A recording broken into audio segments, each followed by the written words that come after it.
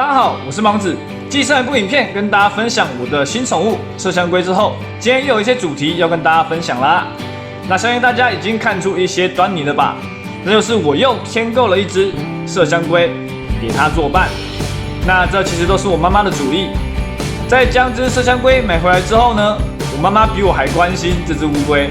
那这边让大家看一下我跟我妈妈 LINE 对话的截图。我妈妈甚至还担心我的麝香龟会搞自闭孤单，要我找一个伴给她，真是让我哭笑不得。重点呢，她连这只麝香龟的名字都已经取好了，她竟然为它取名叫做土豆。奇怪，这个名字怎么好像有一点熟悉，有点似曾相识啊？也许帮得上忙，大家一起说哦，土豆。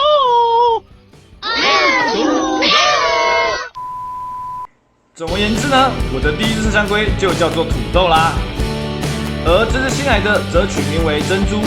那会这么命名，是因为上一部影片我有拜托大家为我的麝香龟命名，那么其中一位观众这个 MM1212就有留言要取名叫做珍珠。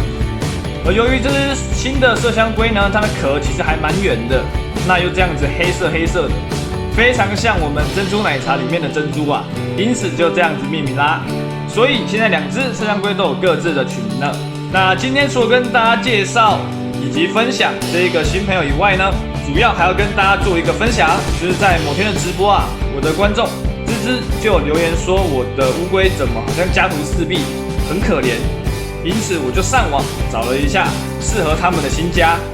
那么今天也到货了，那现在马上我们换个场景，让我跟大家隆重的介绍一下他们的新房子吧。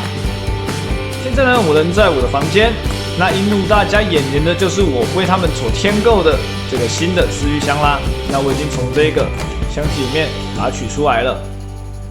那这是我在虾皮跟一个卖家去进行购买的，可以看到他们还有出示这个发票，所以是还蛮有保障的。那我添购了这个箱子的主体，那也另外添购了这个一个晒背灯。这个加热灯，还有它的灯泡。那这边呢就不跟大家做赘述了。在之前的乌龟的影片呢，有跟大家介绍过这样子的夹灯。那在冬天的时候呢，我才会去进行使用啦，就不跟大家另做赘述了。那我也添购了一个低水位的过滤器。那因为现在防疫期间呢，他们都会在每个出货的商品里面放入一个这个干洗手的这个罐子啊，让大家去进行这个消毒使用啊，是还蛮贴心的。那就是它所有的配置啊。那首先先跟大家介绍这一个饲育箱的主体。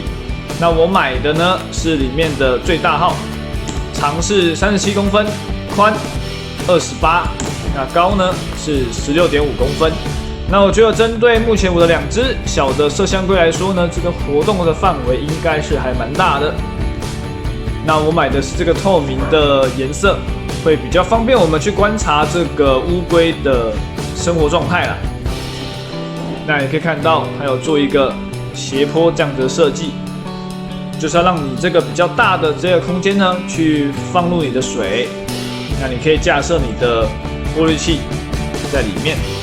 那如果乌龟在要去晒太阳的时候呢，就可以沿着这个斜坡这个平台爬上去，爬到我们的浮台去进行休息。它这个就是一个浮台的设计，所以我觉得它这个整体做起来的是还不错的。那这个卖家的商品图呢，也有说到，你这个浮台呢不一定只可以把它当成浮台去使用了，它是可以这样子拆卸式的。那你下面就会多了一个空间，可以让你去种一些土啊，种一些花花草草，去美观造景一下你的这个乌龟缸。那要是你的乌龟在成体之后呢，有这个发情交配的动作呢，也可以在这边铺一些产卵的土啊，让乌龟去进行下蛋产卵。所以我觉得它有非常多的功能可以提供你去发挥，布置你这个乌龟缸。所以我觉得它整体设计是还不错的。那就是这个一开始跟大家介绍这缸子的部分。那再来跟大家介绍这个低水位过滤器。看到呢，它是这个每小时400公升这样子的水量，这样子去运作，所以我觉得它的这个过滤效果应该是还不错的。那它也强调是这个超静音的，我们就打开来看一下，那内容物到底有什么吧。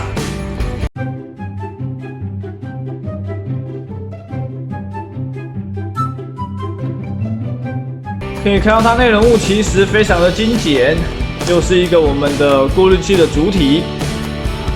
那看到它这边是一个小型的沉水马达，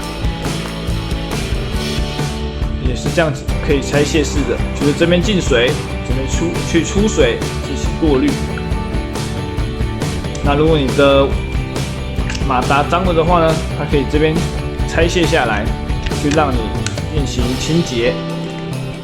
那还有附赠这样子一个管子，可以让你装起来，以免乌龟可能手啊、脚啊被吸进去里面卡住的这样子的情况，可以装上这一节，去避免它们的手脚卡住。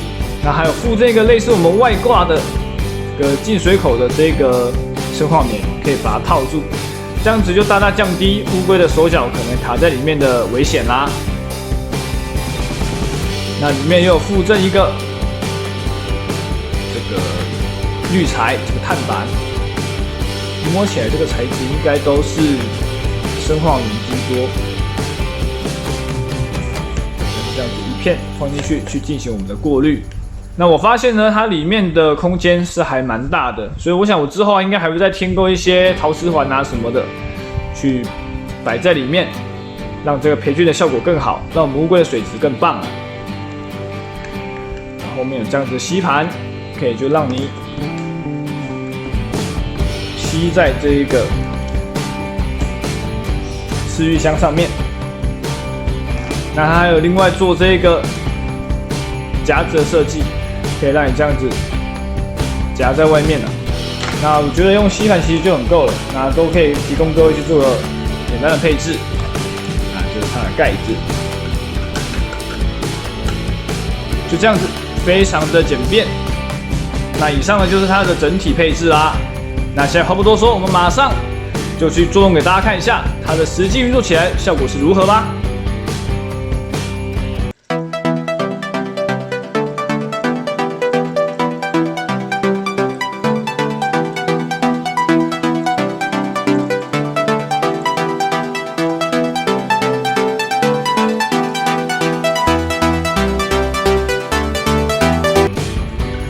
现在我已经将我们的乌龟缸设置完毕啦，那滴水位过滤器也已经安装好了，可以看到它已经正常的进行作动了，而两只麝香龟呢也已经放进去缸子里面去进行适应环境的动作了。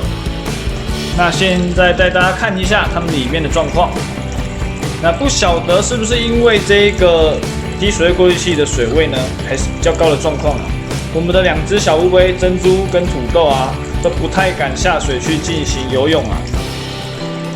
因为这个滴水位过滤器呢，它的马达呢还是有一定的高度的，水必须要淹过去呢，它才能正常的作动。那我觉得可能目前的水位对他们来说还是有点太高的状态，这两只乌龟真的都不太敢下水去游泳。即使我放了这些小石头呢，垫高了这样子的高度呢，它们也只敢在现在目前珍珠所待的这一个潜水的地方呢去进行游泳，都不太敢进去这个深水的地方，所以我觉得目前的高度对他们来说可能还是太高了。